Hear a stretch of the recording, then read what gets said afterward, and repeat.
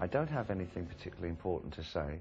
I just maybe posit things in an interesting fashion. So probably what I've been trying to do is describe the 20th century itself as the corpse. It probably is just a simple metaphor.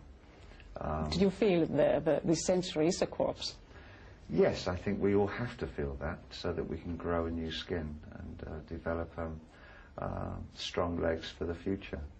Do you want to create fear or confusion with your music? No. No. No, I would like to feel that it aptly described the times that I was living through. I think that would be remarkable success to have done that. Tell me, what were you like when you were a child? Curious, I think. Just a little ball of curiosity about everything, and that's not really changed very much. Tell me the story of your eyes. The story of my eyes. Well, let me take one out. When I was about 12 or 13, I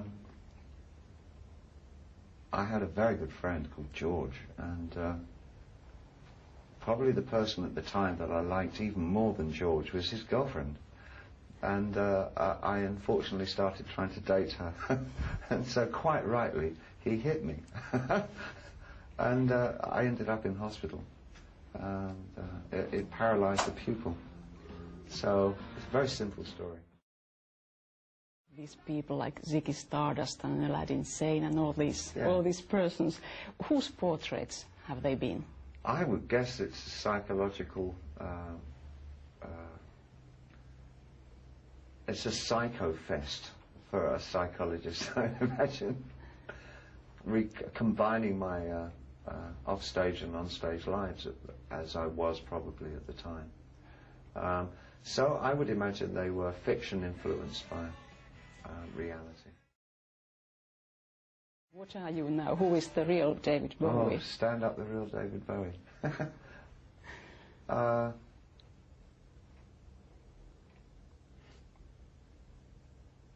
don't know whether I should tell.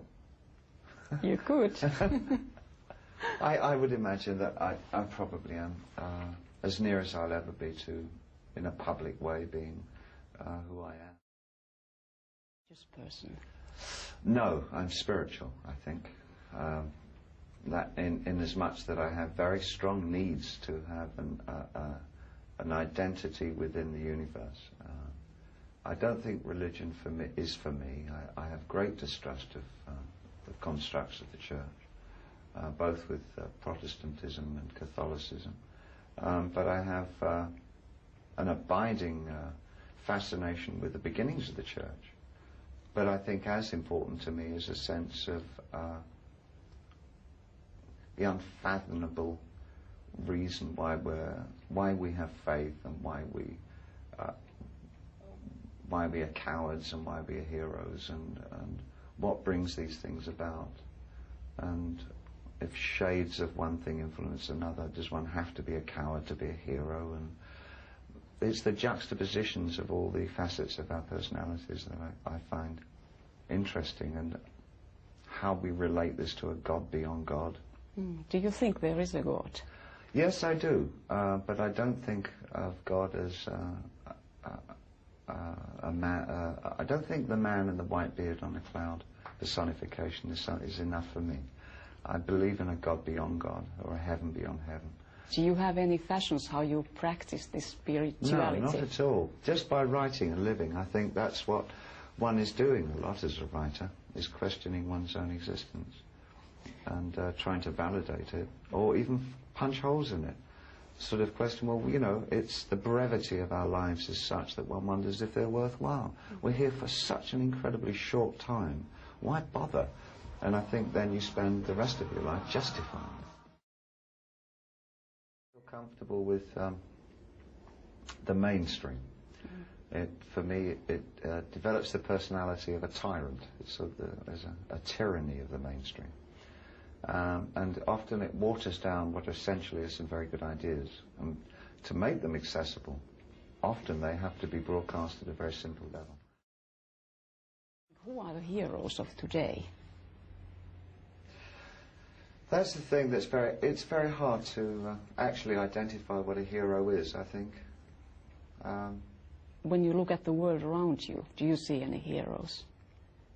Temporary ones, I would imagine there must be, yes. I think probably the heroes of the heroes are the people that we never get to meet, people who, under the most extraordinary circumstances, actually continue to live and look after their families, people who are under the boot of great corrupt governments. So I've probably chosen my last lot in life is probably to be just one of them crazy artists.